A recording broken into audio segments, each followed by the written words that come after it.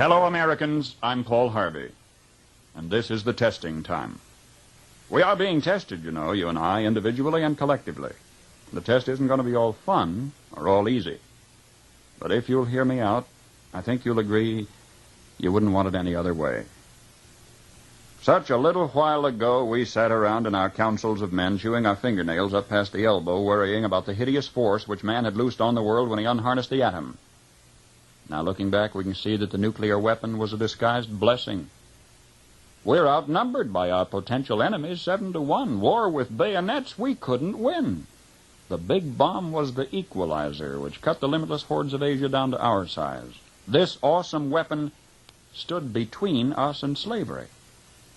And now we can see that an all-wise Almighty entrusted this hideous instrument to our tiny fraction of the Earth's population first, not for our destruction, but for our deliverance. Our problems are not new ones. What are our problems? Death, war, and taxes. Well, there's nothing new about the first of these, nor about wars, hot or cold. Wars never end. Cain clobbered Abel with about a 4-pound club, and men have been fighting ever since.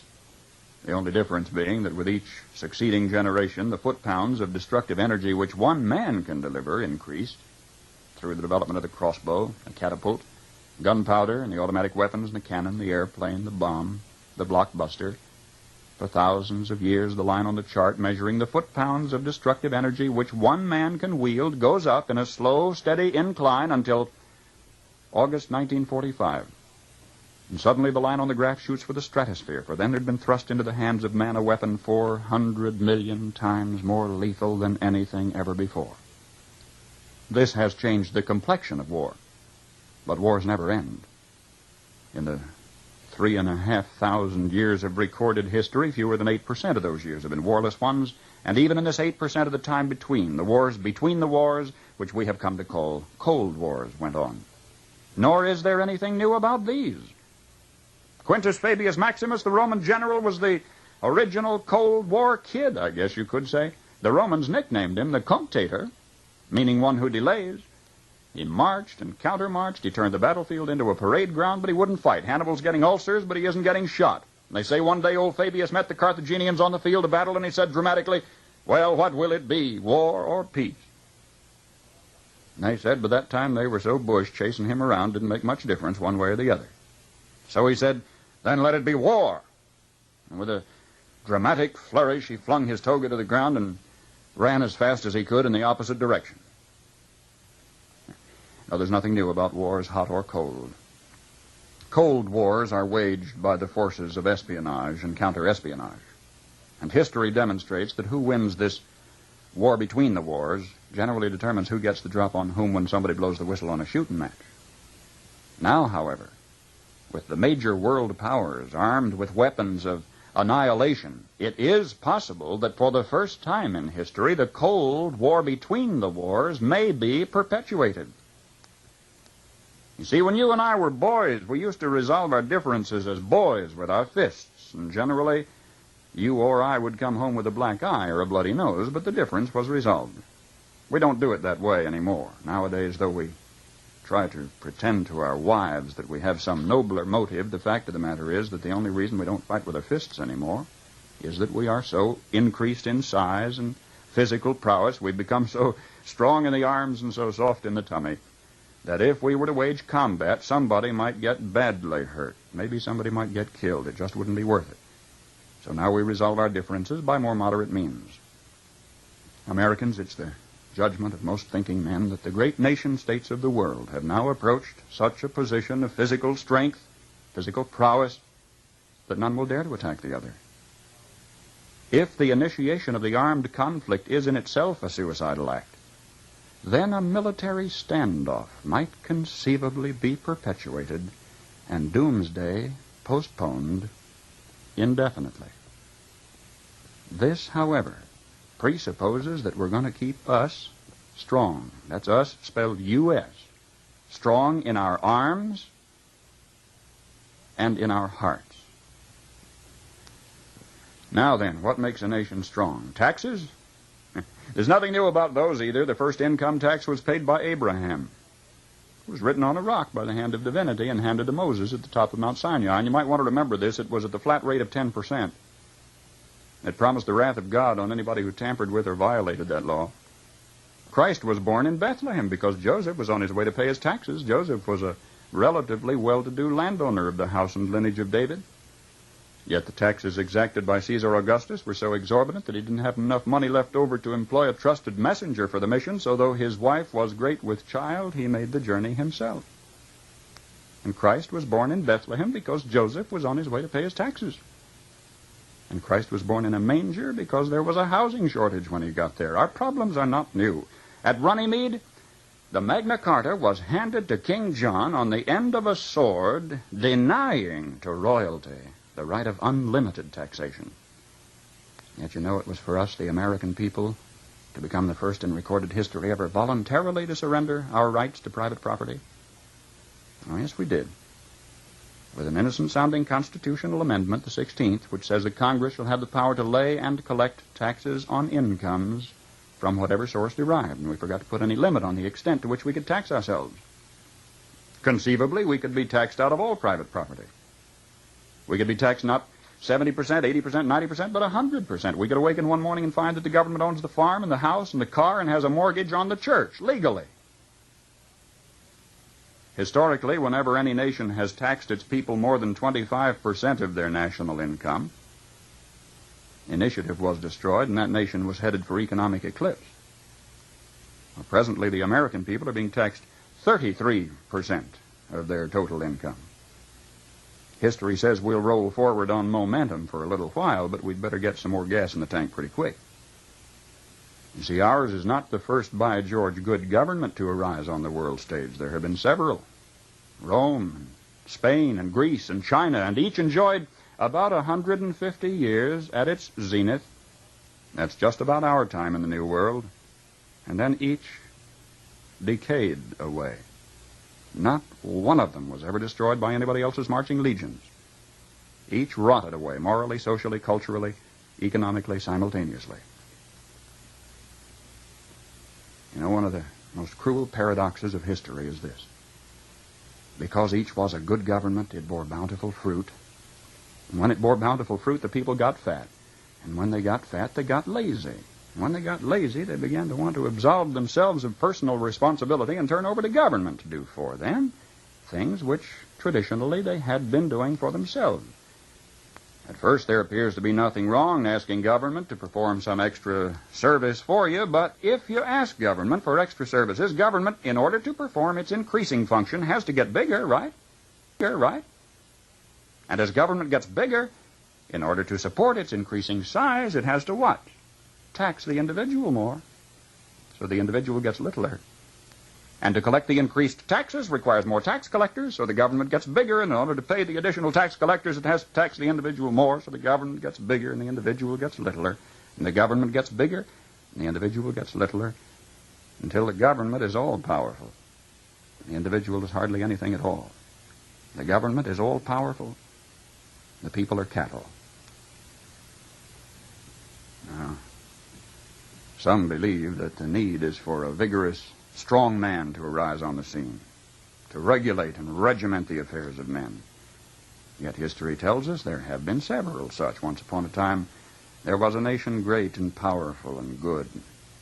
She was suffering from the aftermath of war, from a depression. And then came upon the scene a leader, an idealist, self-confident, intolerant of criticism.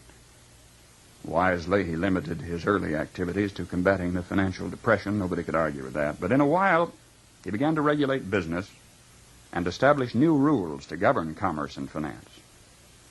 Some of them in diametrical disagreement with the God-made laws of supply and demand, but anybody who disagreed with those new rules was promptly fired.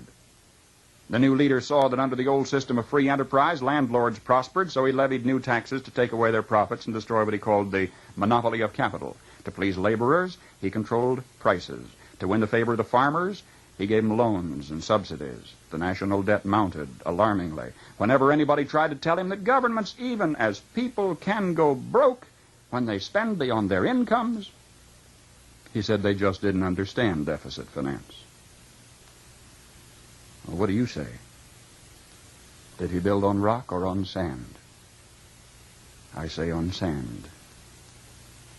For you see, this was the story of Emperor Su Tongpo, who led China to its doom more than 1,000 years ago. And I am satisfied with all my heart that if Uncle Sam ever does get whipped, here too, it will have been an inside job. It was internal decay. It was not external attack that destroyed the Roman Empire. Starting about 146 B.C., internal conditions in Rome were characterized by a welter of class wars and conflicts, street brawls, corrupt governors, lack of personal integrity and moral responsibility. About 290 years after Christ, a Roman emperor named Diocletian took over. He really grabbed the bull by the horns. He took over in a period of turmoil and severe depression. The first thing Diocletian did was call in the gold and close the banks and raise the taxes. He reduced the power of the Senate, delegated its power to a lot of little government bureaus. Do you know they even had a Transportation Act back there prescribing the fee required to rent one laden ass per mile? And at today's rate of exchange, it would have amounted to about 1/8 cent per mile, which meant that in order to make a profit, a jackass would have to carry 5 passengers. That was simply beyond the capacity of the jackass. Diocletian put millions of people on the public payroll, but when this failed to do the job, the country was still in trouble. He asked more personal powers for himself. For a brief while, incidentally, they were standby powers, but then he used them all at once. He froze wages, he froze prices, he froze jobs, he stopped profits, he dictated to the farmer what he should plant, when and how he should sell it, and for how much, and he rationed food. And what happened? The labor market closed down. Incentive was gone. Farm life became dependent on bureaucratic red tape. Exorbitant taxes cost the farmer his land.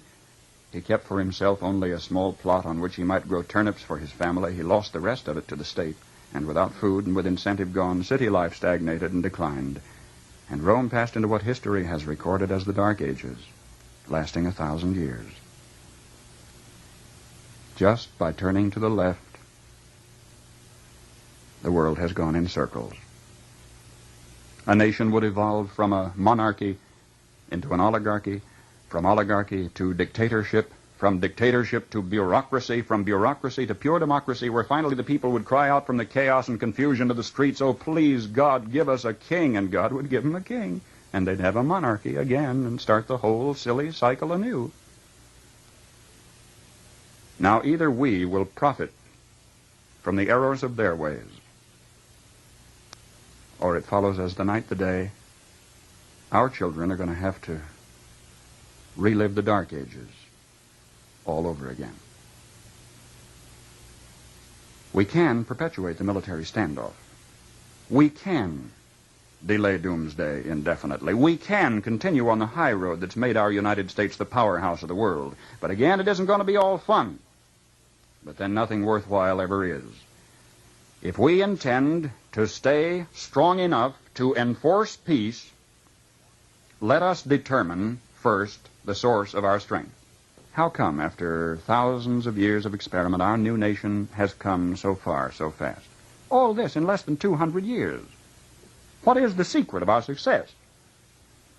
Well, I think it had to do with a basic American's creed. Perhaps it never passed the pioneer's lips in this form, but if it had, I think he would have said something like this: I believe in my God, in my country, and in myself. I know that sounds like a trite, too simple thing to say, and yet it's a rare man today who will dare to stand up and say, I believe in my God and my country and in myself, and in that order. When the early American pioneer first turned his eyes toward the West, there were only Indian trails, or traces as they were called, for him to follow through the wilderness. Do you know today you can roller skate from Miami to Seattle? From San Diego to Plymouth Rock? In this little bitty instant, as historical time is measured, our 7% of the Earth's population has come to possess more than half of all the world's good things. How come? Well, sir, when that early pioneer turned his eyes toward the West, he didn't demand that somebody else look after him. He didn't demand a free education. He didn't demand a guaranteed rocking chair at eventide. He didn't demand that somebody else take care of him if he got ill or got old. There was an old-fashioned philosophy in those days that a man was supposed to provide for his own and for his own future. He didn't demand a maximum amount of money for a minimum amount of work. Nor did he expect pay for no work at all. Come to think of it, he didn't demand anything. That hard-handed pioneer just looked out there at the rolling plains stretching away to the tall green mountains, and then lifted his eyes to the blue skies and said, "Thank you, God. Now I can take it from here."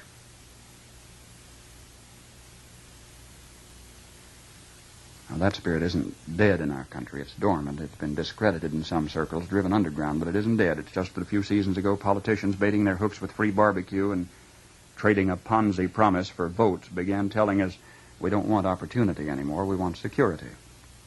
We don't want opportunity, they said. We want security. They said it so often we came to believe them. We wanted security. And they gave us chains, and we were secure.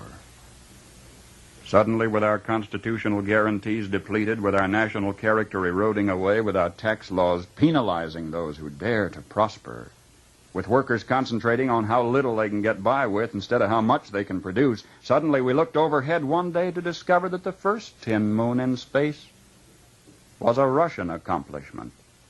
That free men dragging their feet had been outdistanced by slave workers dragging their chains. And we were sore afraid. But as with the nuclear bomb, perhaps this was a disguised blessing, too. Maybe a dramatic accomplishment by this Cold War adversary was necessary to get us off our dead centers and back to work again. If we can revive in ourselves, then in our youth, something of that basic American's creed, the horizon has never, ever been so limitless. For man stands now on the threshold of his highest adventure of all, his first faltering footsteps into space. 20 years from today, half of the products you will be using in your everyday living aren't even in the dictionary yet. We've got it made. If we just keep on keeping on, we've got it made.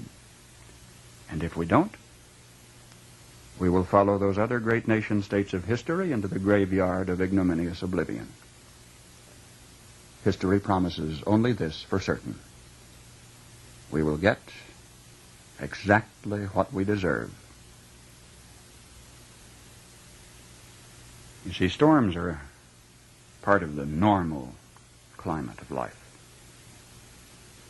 I've not promised you a horizon of no work and all ease, all honey and no bees, because storms are a part of the normal climate of life. Sometimes the storm takes the shape of an economic catastrophe or a military holocaust or a prolonged drought or a terrifying flood. But storms are a part of the normal year-in, year-out climate of life.